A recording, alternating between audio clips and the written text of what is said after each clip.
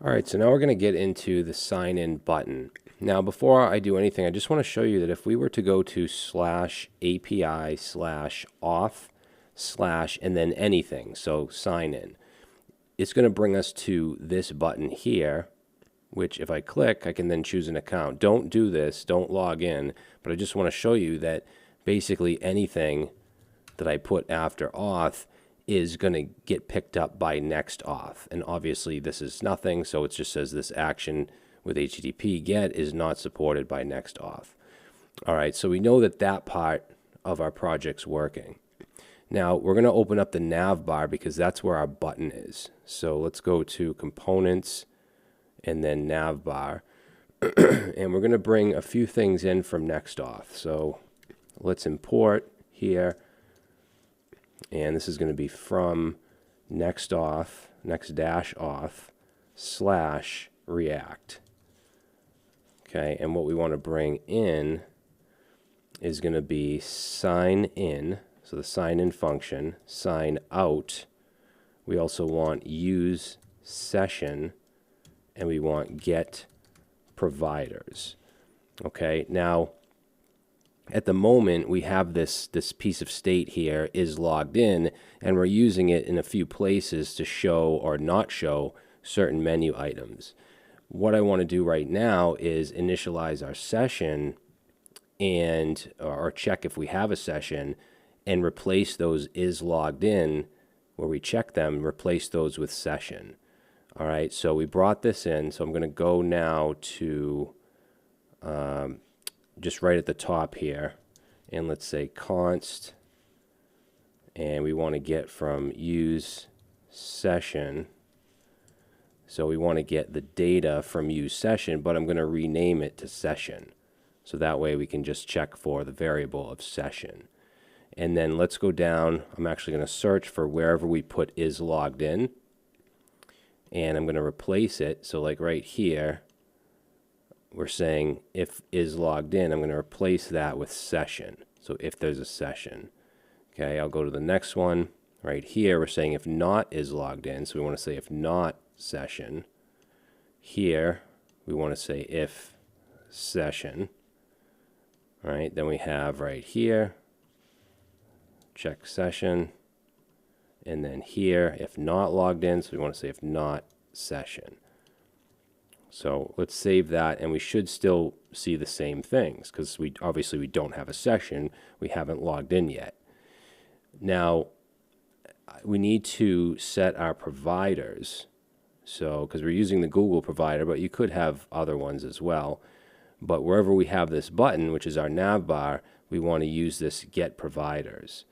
Now, we want a piece of state called providers. In fact, we can now get rid of this is logged in. I believe, yeah, we're not using that anymore. So let's change this to providers. And then we'll have set providers. And then we want to have a use effect. So when the page loads, let's bring in use effect. And let's put this right here.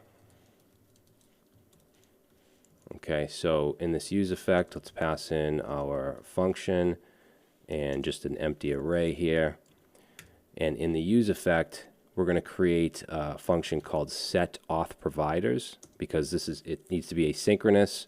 That get providers that we bring in right here that we call is asynchronous, so we need to wrap it in an asynchronous function. So let's say set auth providers and set that to async. All right, and then let's say const res and then await on that get providers function that we brought in. Okay, then we want to set our state, that piece of state we just created. We want to set excuse me, the providers to that response. And then underneath the function, we want to call it. So set auth providers. Now let me just show you what that gives us, what that puts in the provider's state right here. So I'm just going to do a quick console log of providers. And then if we look down in the console here, you see we have an object with Google. We have a Google object, and inside that we have the callback URL. And remember, we put that in our console, and then ID, name, and sign in URL. Okay, and then the type OAuth. So what we need to do is basically loop through the values of this object and then output the button. And in that button, this here, we can add an on-click and then call the sign-in function that we brought in. Okay, we can't just say on-click sign-in. We do have to loop through the providers.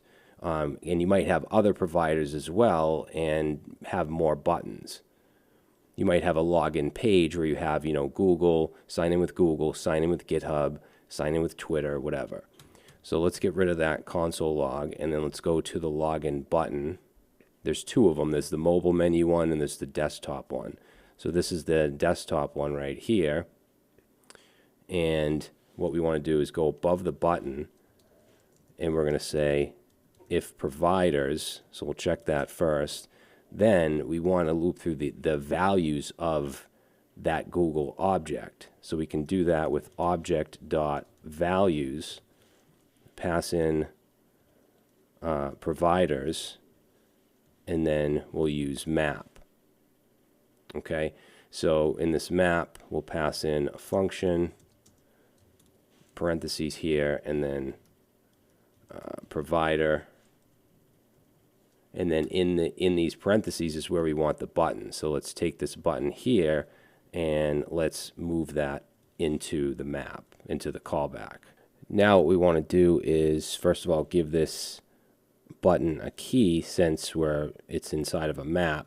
So actually what I'll do is add, so in addition to provider, we'll get the index, and then we'll use that as the key. So that'll get rid of that warning. And then we want to add an on-click to the button.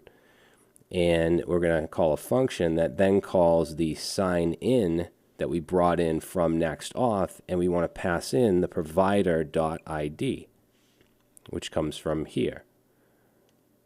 All right, and then that should do it. So if we save, let's come back over here, and if I click, it redirects us to the Google page. Now don't log in just yet, because we still need to be able to add the user to the database once they do log in.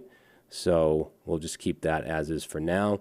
There is another login button on mobile devices. This right now you can see doesn't work. So we're basically going to do the same thing. So I'm just going to grab, I'll just grab the whole thing here. And then let's find the other button. Let's see, we get sign out. So this right here. So I'm going to go right under that button and paste this in. And I think it's formatted a little different. Or no, it just doesn't have the icon. So let's see what we'll do. Yeah, what we'll do is just get rid of the icon. I think everything else is the same, so now we can just delete this button.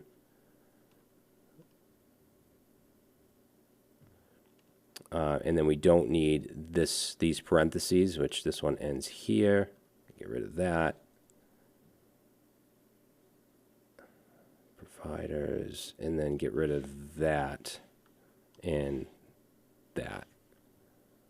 All right, so that should work. So now if I click the mobile login and register, same thing.